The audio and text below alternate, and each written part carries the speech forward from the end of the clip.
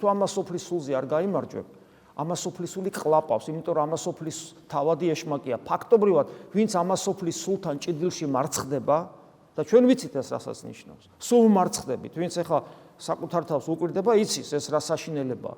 და საბოლოო ჯამში გარდაცვალებისას თუ დამარცხებული აღმოჩნდი ამას სოფლის სულთან, ამას სოფლის სული კიდე ეშმაკია. რა გამოდის? გამოდის, რომ ვიღუპებით, გესმით? ამაზე საუბრობ ზუსტად და ესე იგი, თუ ჩვენ სიწმინდით ვიქნებით, მივიღებთ ამას სოფლის სულზე გამარჯვებულ საღვთო სიბრძნეს, ანუ დაბრძენდები და ვეღარ გატყილებს ამას სოფლის სული და ხოლოსა ერთსა სიბრძნეს, ჭეშმარიტ სიბრძნეს, რომელიც არის ღვთისას, მხიარულები და მარადიულად შეუერთდები. რა საოცარია, ხო? შეიძლება ეთქო მარადიულად შეუერთდები. მხიარულად. ანუ სიხარული, მხიარული რას ნიშნავს? სიხარული ხო შიდა თვისებაა და მხიარულება მისი გამოვლენაა. ესე იგი, ისეთი სიხარული გაქვს, ბედნიერების ისეთი განცდა გაქვს, რომ ვეღარ იტევ და მხიარულობაში ვლინდება. აი ასე შეუერთდები ღმერთს. გარდაცვალებაც იქნება ასეთი.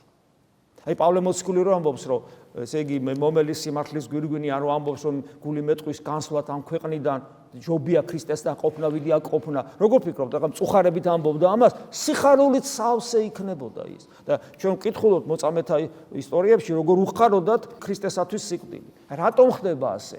იმიტომ რომ ადამიანმა იმ მდგომარეობას მიაღწია, ისე აღივსო საღვთო სიბრძნე და იმგვარად გაიმარჯვა ამას სოფლის სულზე და ისე არის განწმენდილი საღვთო მადლით, რომ ღმერთს ჭრეტს და მისთვის სიკვდილი აღარ არსებობს, მისთვის არსებობს ღმერთთან შეხვედრის სიხარული. მისთვის სამჯარო უკვე აღარ არის საშინელი. იმიტომ რომ აღარ ეშინია ღმერთის, მას უყვარს ღმერთი, სრულყოფილი სიყვარული განსდევნის შიშ, როგორც იოანე მოციქული ამბობს. გესმის და აი ამ სიყვარულით გულანთებული, გახარებული, ბედნიერი ხვდება სიკვდილს და ელოდებას გარდაცვალებას. უბრალოდ აქაც მორჩილებას იჩენს ღვთისას და უფალო შენ როცა გნებავს, შენ როცა ინებებს, მაშინ გამიყვან. გესმით? აი ეს მდგომარეობა შეიძლება მქონდეს ქრისტიანს თუ სწორად იცხოვრებ.